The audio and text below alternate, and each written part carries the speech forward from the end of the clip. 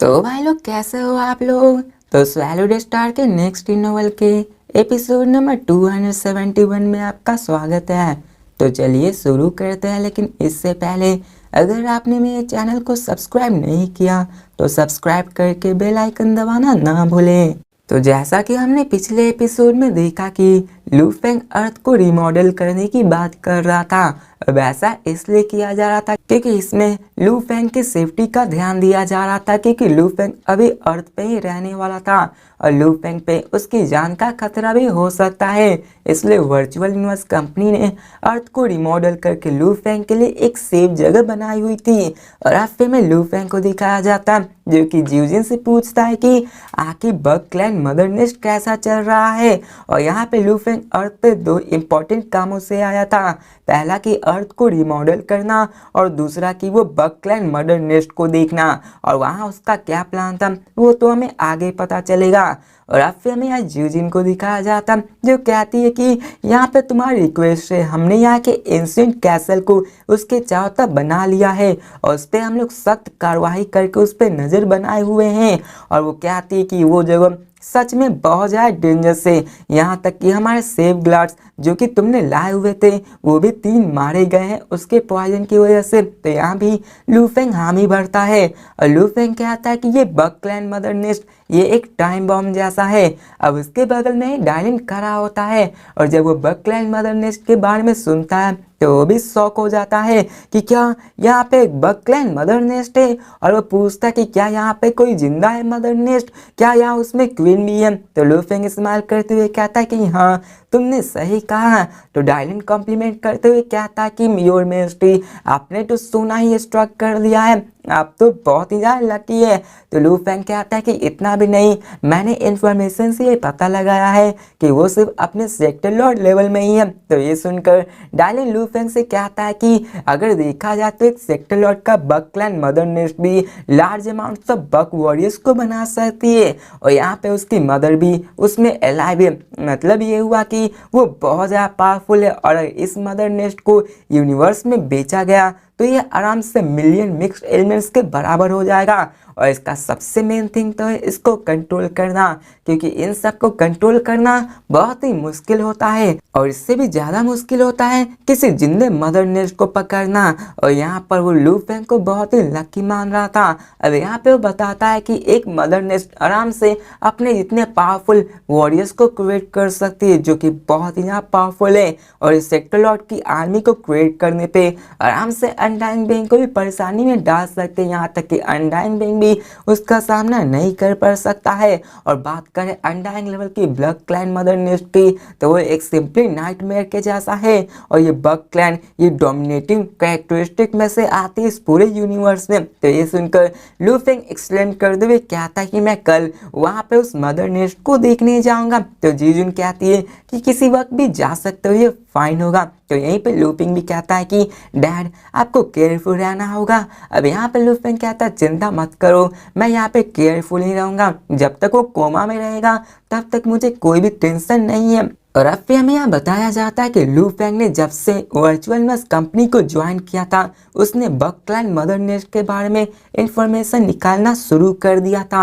और ये bug clan mother nest ऐसा था कि उसके टीचर हुआन वो भी उसको कंट्रोल नहीं कर पाते, लेकिन वो वर्चुअल यूनिवर्स कंपनी में था और वहाँ पे कई सारे ऑक्शंस और एक्सचेंजेस मौजूद थे जहाँ पे कई सारे तरीके थे उसको कंट्रोल करने की।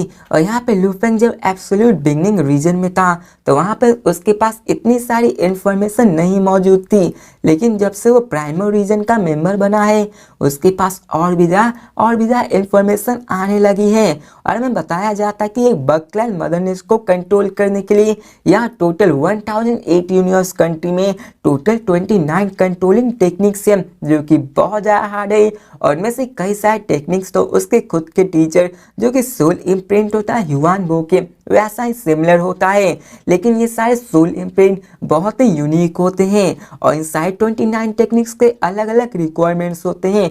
मतलब ये कि किसी को एक अनडाइंग लेवल का होना पड़ेगा, एक सेक्टर और लेवल बकलैंड मदरनेस को कंट्रोल करने के लिए, वहीं पे किसी को यूनिवर्स कंट्री लीडर का होना पड़ेगा, उसे एक अनडाइंग लेवल मदरनेस को पकड़ने के लिए और उसे कंट्रोल करने के लिए। और यहाँ पर कई सारे टेक्निक्स थे जिसको कि सिर्फ सेक्टर लॉर्ड ही रिक्वायरमेंट्स थी ताकि वो सेक्टर लॉर्ड के लेवल मदरनेस को कंट्रोल कर सके, लेकिन जितना ज़्यादा हार्ड होगा उतना ही ज़्यादा प्राइस होगा। और यहाँ पे लू फेंग सोचता है कि मैंने डेमन नोट इनहेरिटेंस के पहले मेरे पास कोई गारंटी नहीं था कि मैं उस सेक्टर लॉर्ड लेवल मदरनेस को कंट्रोल कर पाऊंगा, लेकिन जब से मेरे पास उसने इनहेरिटेंस को रिसीव किया हूँ तब से मेरी स्पीड एनर्जी एम्पलीट्यूड 3200 बढ़ चुकी है, जो कि किसी भी अनडाइंग बैंक की जितनी होती है। और यहाँ पे अनडाइंग बैंक का फर्स्ट पार्ट मैंने कंप्लीट कर लिया है और मेरी एम्पलीट्यूड इतनी बढ़ जाने के कारण ये मेरे लिए और भी ज़्यादा आसान होने वाला है। और लू फेंग सोचता है कि जब मेरी एम्पलीट्यूड इतनी बढ़ गई है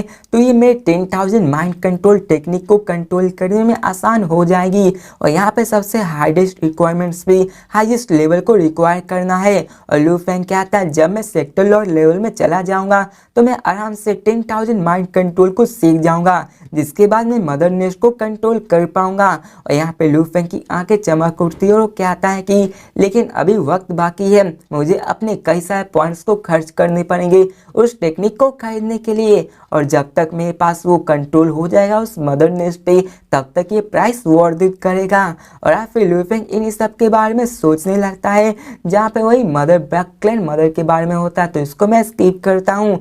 और अब फिर हमें दिखाया जाता है कि सारे लोग अपने क्वार्टर्स की ओर निकल जाते हैं। हमें रात का सीन दिखाया जाता है जहाँ पे बेड पे लू फेंग और जीजुन सोए हुए होते हैं और जीजुन लू फेंग को हक की हुई होती है। और यहाँ पे जीजुन उससे कहते हैं लू फेंग मैं तुमसे कुछ कहना चाहती हूँ। तो ये सुनकर वो उसके बालों को सहलाते हुए कहता है कि बोलो क्या बात है। तो यहाँ पे जीजुन कहती है कि तुमने ये रियलाइज किया होगा कि तुम जब से अर्थ को छोड़ के गए हो तो यहाँ अर्थ पे बहुत कुछ बदल गया है और यहाँ पर और ये रिमॉडलिंग हमारे लू फैमिली के वेल्थ पे डिपेंड कर रहा है, तो लू फेंग भी हामी बढ़ता है। और अब फिर आगे जीजुन स्माइल करते हुए बोलती है कि हमने रिमॉडलिंग के दौरान यहाँ पे लार्ज स्केल में हमने पूरे के पूरे ग्राउंड्स को खोदा, यहाँ पे माउंटेन से हमने रास्ते बनाए और इन सारी चीज़ों में हमने कई सारे स्पेशल आइटम जो कि अर्थ पे मौजूद थे उनको हमने डिस्कवर किया।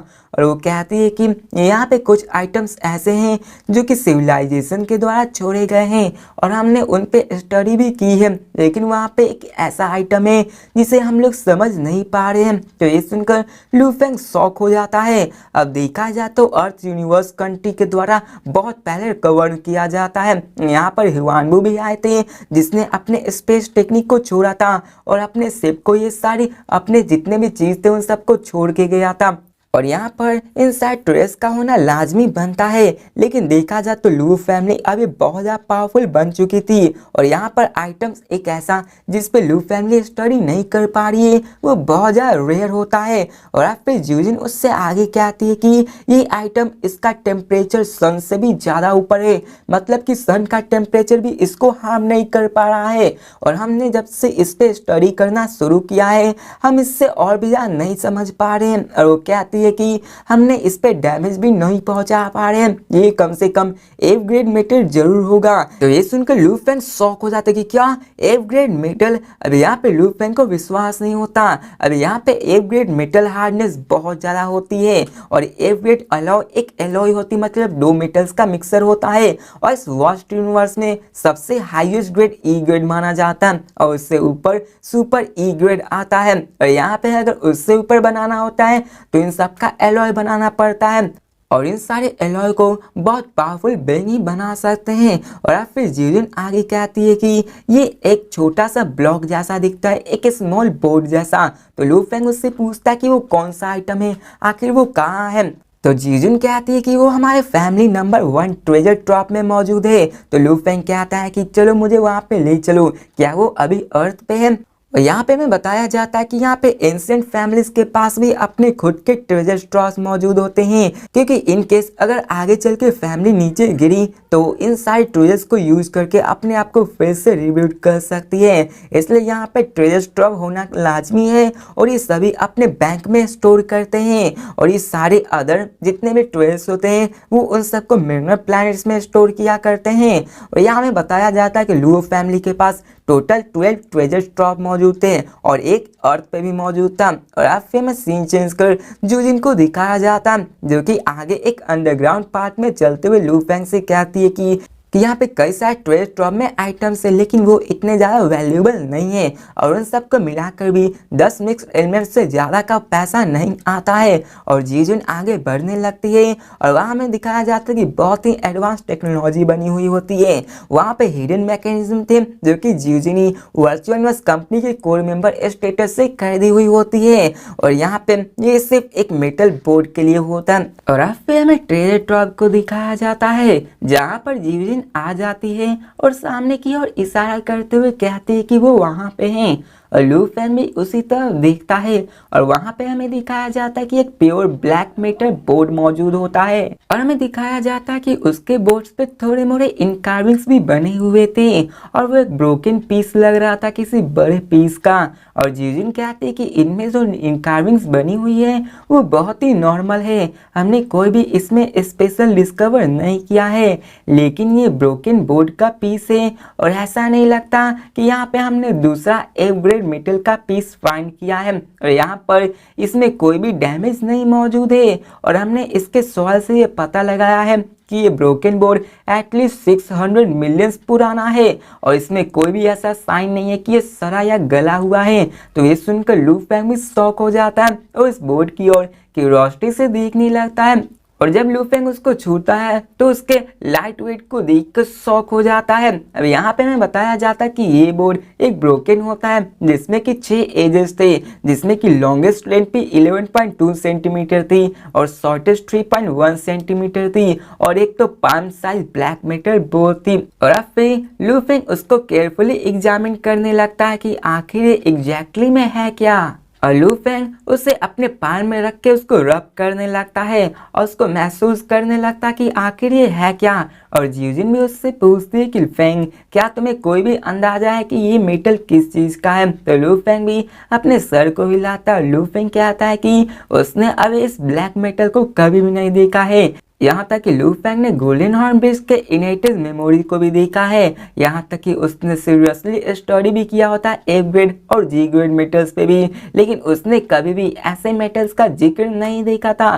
लू फेंग बबाता से पूछता है क्या बबाता तुम इसके बारे में जानती हो। तो बबाता भी उससे क्यूरियोसिटी से लू फेंग की कॉन्शियसनेस में बोलती है कि मैंने इसको पहले ही स्कैन कर लिया है और मैं भी इसके बारे में कोई भी इंफॉर्मेशन नहीं निकाल पा रही हूँ, यहाँ पे इसको पेंटेट करने का कोई भी तरीका नहीं है, मैंने इस तरह के ब्लैक मेटल को कभी भी नहीं देखा। ये सुनकर लू फेंग शॉक हो जाता है और उस बोर्ड को अपने दोनों हाथों से पकड़ लेता है। अब यहाँ पे लू फेंग एक डोमेन लॉर्ड लेवल 9 का वॉरियर था, वो आराम से अपने स्ट्रेंथ को यूज कर आराम से प्लैनेट को भी डिस्ट्रॉय कर सकता है, लेकिन जब यहाँ पे उसने अपने फोर्स को उस मेटल बोर्ड पे लगाया तो लू फेंग के उस स्ट्रेंथ से भी उसका बाल भी बाका नहीं होता है।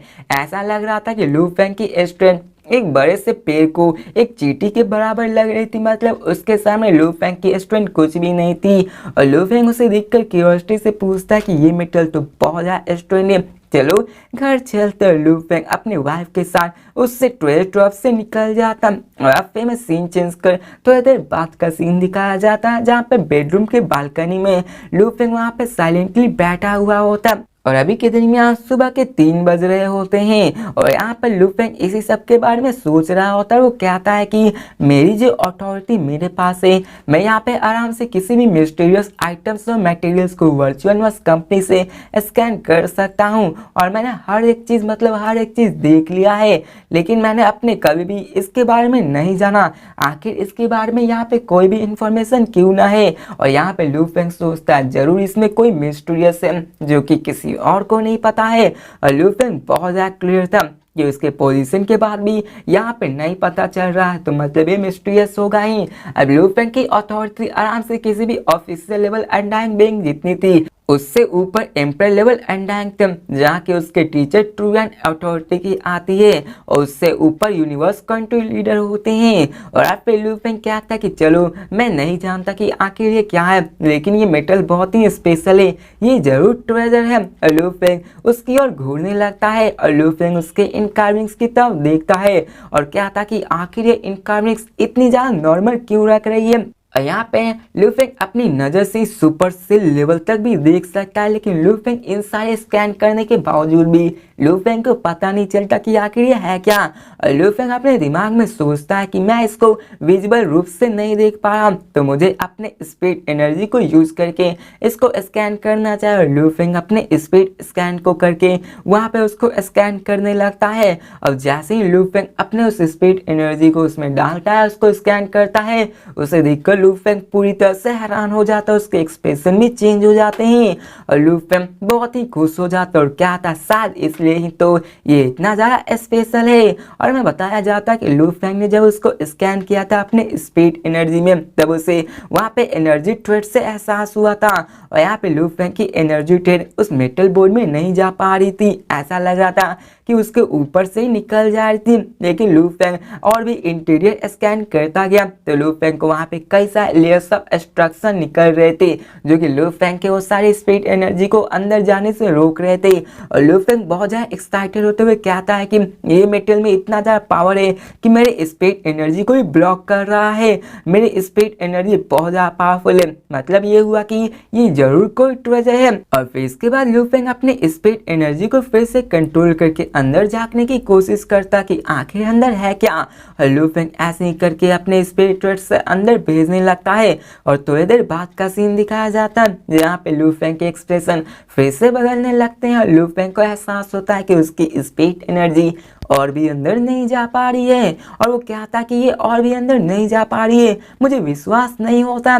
फिर लूफेंग के इंटरनल वर्ल्ड का सीन दिखाया जाता है जहाँ पूरे के पूरे कॉन्टिनेंट में बाहर जैसा गोल्डन हॉर्न बीस्ट होता है, इसके सर पे 4 हॉर्न्स मौजूद होते हैं और जैसा कि आपको पता है कि जैसे जैसे गोल्डन हॉर्न बीस्ट इवॉल्व होता है उसके सर पे सींग आने लगते हैं और ये सींग स्टार लेवल से ही होने लगता है और डोमेन लॉर्ड लेवल 9 होने के कारण उसके पास अभी 4 सिंह मौजूद थे। और वहां पे हमें दिखाया जाता कि गोल्डन हॉर्न बीस्ट अपनी नेचुरल एबिलिटी स्ट्रेंथनिंग को यूज कर रही थी और यहाँ पे हमें दिखाया जाता है कि इस एबिलिटी से वो अपने फिजिकल एबिलिटीज को ही नहीं बल्कि अपने सोल, अपने हर एक चीज को और भी ज्यादा पावरफुल कर देता है। फिर इसके बाद लूफेंग जैसे ही अपने इस टेक्निक को यूज करता है उसकी पेनिट्रेटिंग उसकी स्पीड एनर्जी भी ज्यादा हो जाती है। हमें लूफेंग को दिखाया जाता है जहाँ पे फिर से वो अपने स्पीड एनर्जी को अंदर डालने लगता है। अब लूफेंग और भी अंदर जाता है तो वहां पे लूफेंग को एक वॉइस सुनाई देती है जो कहती है कि माय चाइल्ड। और यहाँ पे समझ लो तो लूफेंग एक इल्यूजन में पड़ने वाला था